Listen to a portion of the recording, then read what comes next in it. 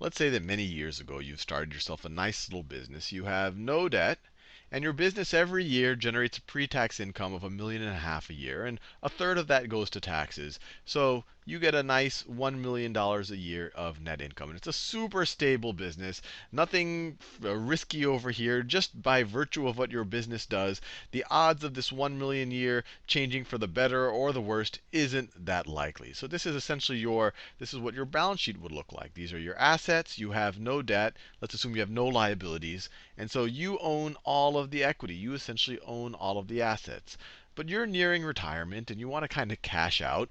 You don't necessarily want to sell to your competitors, or maybe there aren't any natural competitors to sell to because you've been, you don't want to sell to them if they exist because you've competing with them for your whole life. And this isn't the type of business that you can IPO because it's not quite big enough. So maybe we bump into each other and I say, hey, this business looks interesting. I like the idea that your business is stable and it can generate a lot of income year after year after year. So what I say is, hey, would you be willing to take $10 million for your business? So I offer $10 million. And to you, that sounds pretty good. That's about 10 times, that's exactly 10 times your yearly net income. This isn't a growing business, just very stable. Seems like a reasonable deal to you. On the other hand, for me, I'm like, paying $10 million and getting $1 million a year, that's kind of 10% on my money. That's okay, but maybe I can get some leverage here. Maybe I don't have to put all of the 10 million in. Maybe I could borrow some of it, and maybe I'll get a better return that way.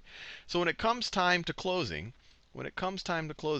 so I'm buying the assets. So these are the same assets that I'm buying, and I'm going to give them, and the money that I raise for these assets are going to go to you, the person who started this business. So here are the assets. So instead of me putting up the entire $10 million, what I do is I put up $1 million myself.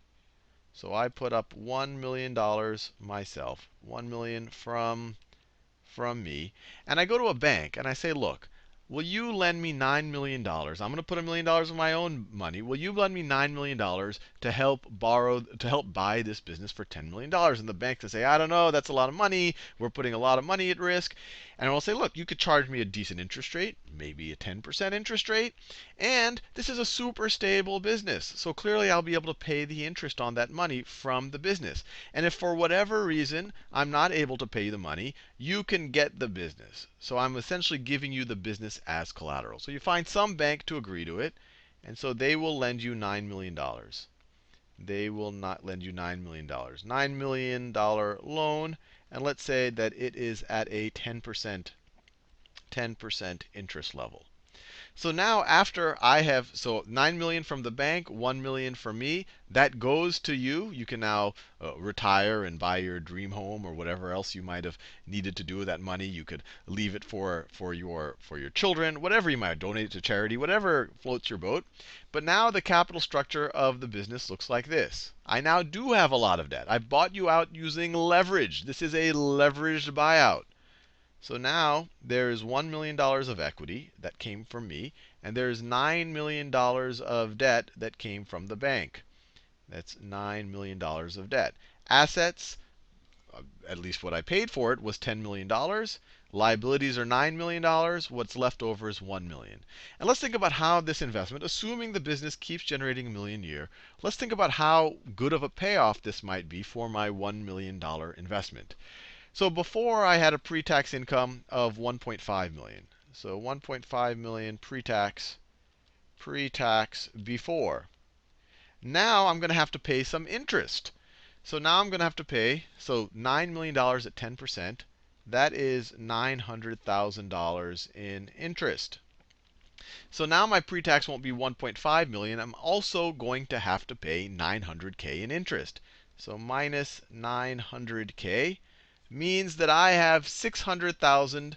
So 1.5 minus 900K is 600,000 per year pre-tax income.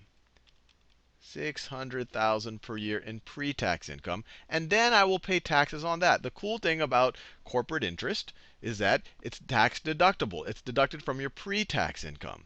So you take the 900 from the 1.5, you have 600,000 left over, and then you pay taxes on that. And let's say it's still the same tax rate, so roughly 1/3 of it goes to the government, and so that you are left with 400,000 net income.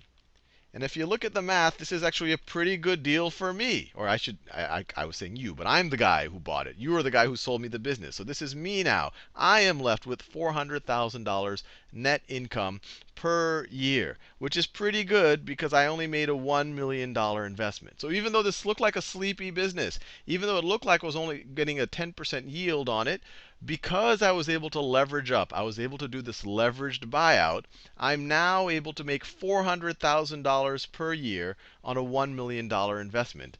And now all of a sudden, that is a not so sleepy annual return.